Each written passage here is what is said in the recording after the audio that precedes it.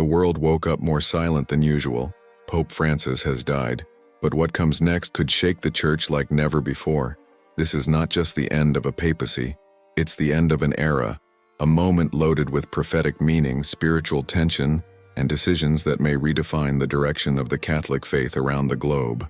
With the death of the church's highest leader, a void has opened, not only in Rome, but in the hearts of millions of believers worldwide.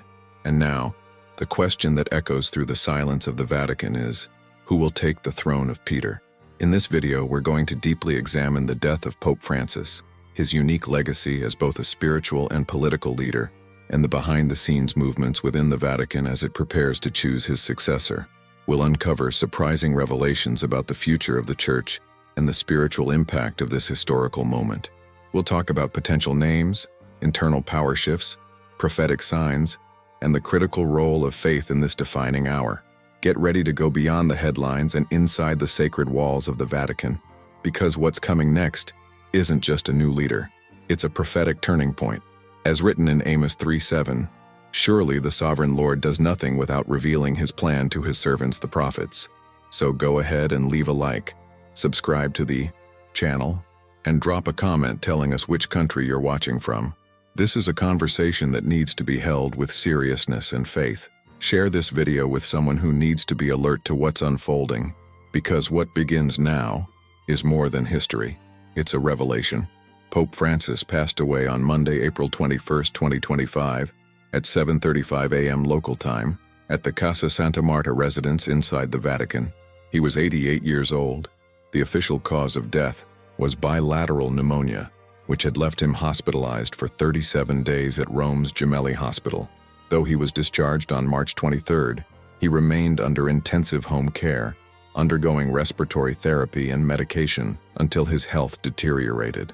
Despite months of declining health, the final announcement still came as a shock to many, especially given his brief yet symbolic public appearance just the day before, during the traditional Easter Sunday Urbi et Orbi blessing. That last appearance carried emotional weight. Pope Francis, visibly frail but spiritually firm, delivered his final blessing to the faithful in what now appears to have been a farewell moment. It was his first public event in weeks, and although brief, it stirred a sense of hope among Catholics worldwide. His presence at the Easter celebration, a central feast in the Christian calendar symbolizing resurrection and new beginnings, added an even deeper layer of symbolism to his final hours. As the first Latin American pope and the first Jesuit to hold the papacy, his death closes a unique chapter in the Church's history. The official statement confirming his passing was delivered by Cardinal Kevin Farrell, the current Camerlengo, who will oversee the Vatican's day-to-day functions during the sede vacante, the period when the papal seat is vacant. This marks the beginning of a carefully structured transition, steeped in centuries-old tradition. During this time, administrative powers shift temporarily, and preparations begin for the next conclave, where a new pope will be elected. Farrell also emphasized Pope Francis's enduring legacy of compassion, simplicity, and focus on the marginalized, setting the tone for what the coming days will reflect upon. While Pope Francis had been in fragile condition for some time, his death still leaves a significant void in the spiritual and diplomatic life of the Church. His leadership extended far beyond the Vatican walls, reaching global audiences through his pastoral visits, bold positions on modern issues, and efforts to humanize the papacy. Even critics respected his commitment to humility and social justice.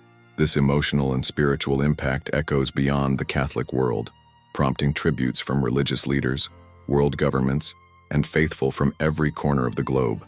The world now enters a moment of collective reflection. Though his passing was not unexpected, it invites renewed questions about the future of the Catholic Church. What direction will the next pope take?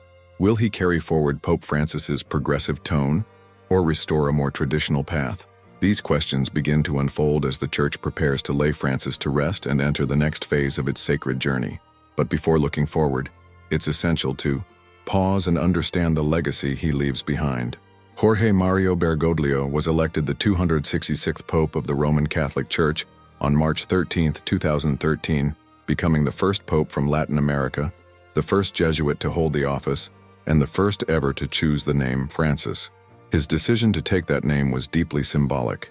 inspired by Saint Francis of Assisi, the patron of the poor, a figure known for humility, peace, and a life of voluntary poverty. This choice set the tone for a papacy unlike any the modern church had seen, signaling from the very beginning that Bergoglio would lead not with grandeur, but with grace.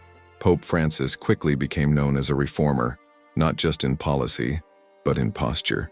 He refused the Apostolic Palace as his residence, opting instead for the modest guest house of Casa Santa Marta. He declined traditional papal luxuries, wore simpler garments, and often chose a plain white cassock over ornate vestments. More than symbolism, these were strategic moves designed to realign the papacy with the essence of servant leadership.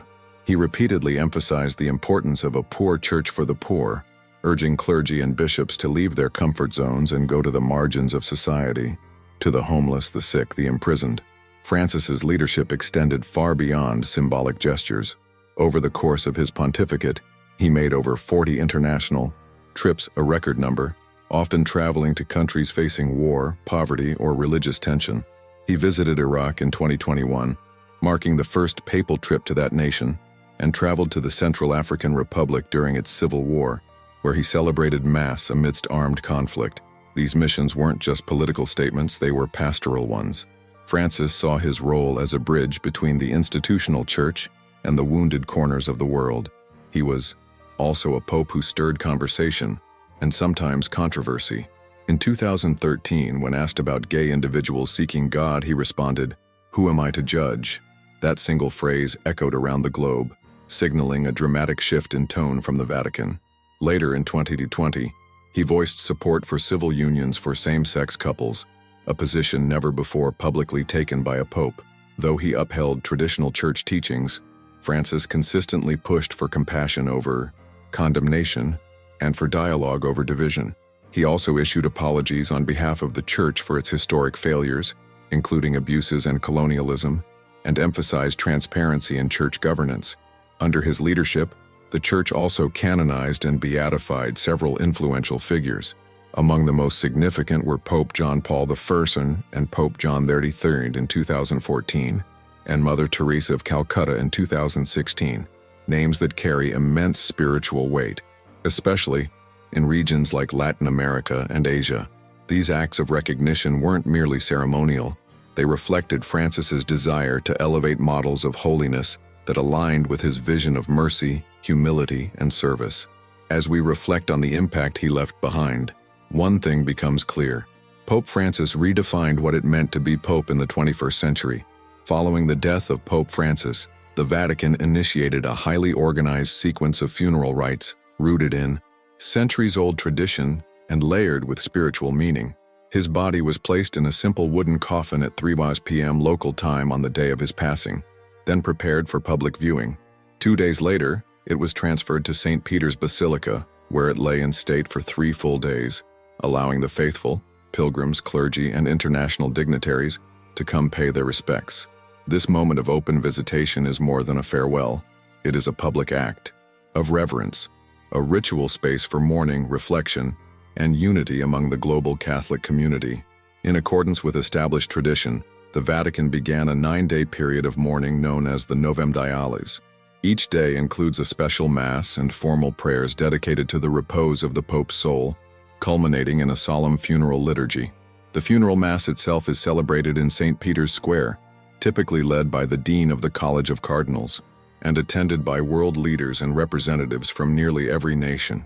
These rites are meant not only to honor the deceased pontiff, but also to express the continuity of the Church, a reminder that, even in death, the chair of Peter endures.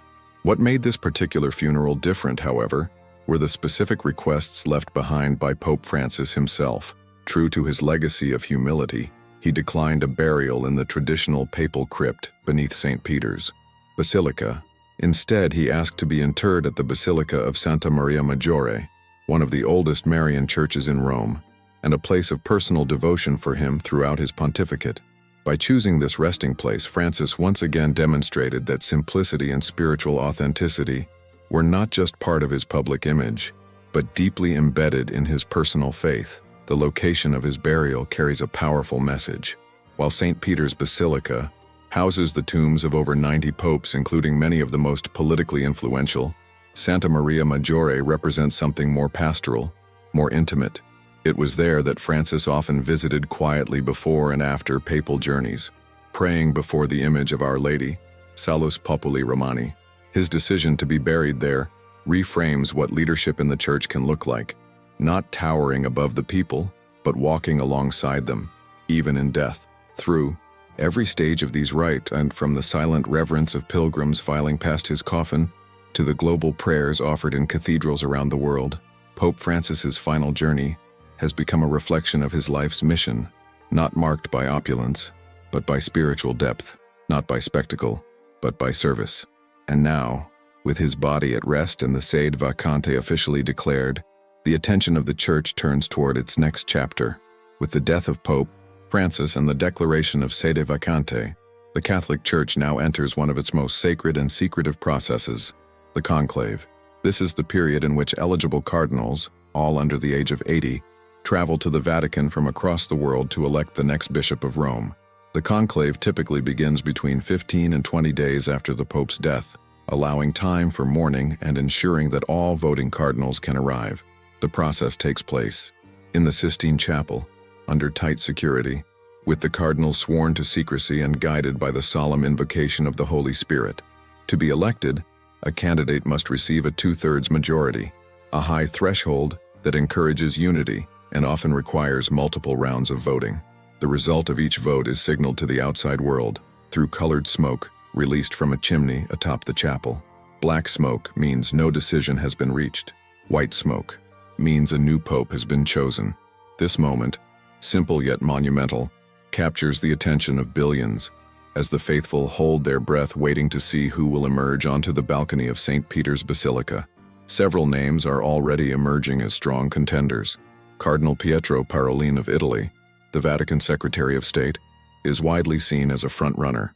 His diplomatic experience, particularly in dealing with China and the Middle East, makes him a figure of global stability. Cardinal Matteo Zuppi, also from Italy, is another key name. As Archbishop of Bologna, he is known for his pastoral approach and commitment to social justice. Both candidates would represent continuity with Francis's legacy, while also appealing to traditionalists within the College of Cardinals. On the international side, Cardinal Luis Antonio Tagle of the Philippines remains a strong possibility. As prefect of the Dicastery for Evangelization, he's widely respected for his theological depth and humility. His election would mark the first Asian pope in history, a significant move as the Church's demographic center continues shifting toward the global south. Another notable name is Cardinal Pierbattista Pizzaballa, the Latin Patriarch of Jerusalem, whose work in interfaith dialogue has made him a key figure in Middle Eastern relations. From the more conservative wing, two names stand out: Cardinal Gerhard Müller of Germany and Cardinal Robert Sarah of Guinea. Cardinal Sarah, in particular, would be a historic choice as the first African and first Black pope. Both men are deeply respected for their theological orthodoxy and strong stance on maintaining traditional church teachings. If elected, their leadership would likely signal a return to a more conservative papal vision. Regardless of who is chosen, the next pope will face a world that is both deeply divided and in desperate need of spiritual clarity. Whoever steps onto that balcony will inherit far more than a white cassock and a golden ring. He will inherit a church in transition, a global flock seeking stability, and a modern world that is watching closely. The election of the next pope will not only shape the direction of Catholic doctrine, but it will also carry weight in geopolitics, interfaith dialogue, and global morality. And as this sacred decision approaches, one question rises above all others. What kind of leader does the world need right now? The next pope will inherit not just a position of spiritual leadership, but the burden of guiding a global institution through one of its most critical crossroads in modern history. The Catholic Church today faces declining numbers, particularly in its once strongholds across Europe and Latin America. Younger generations are disengaging, not necessarily out of hostility, but often out of indifference or disconnection from institutional religion. The new pontiff must find a way to bridge the gap between ancient tradition and present-day relevance, a task that requires deep spiritual discernment and bold pastoral vision. One of the most urgent internal challenges is the Church's role in modern moral discourse.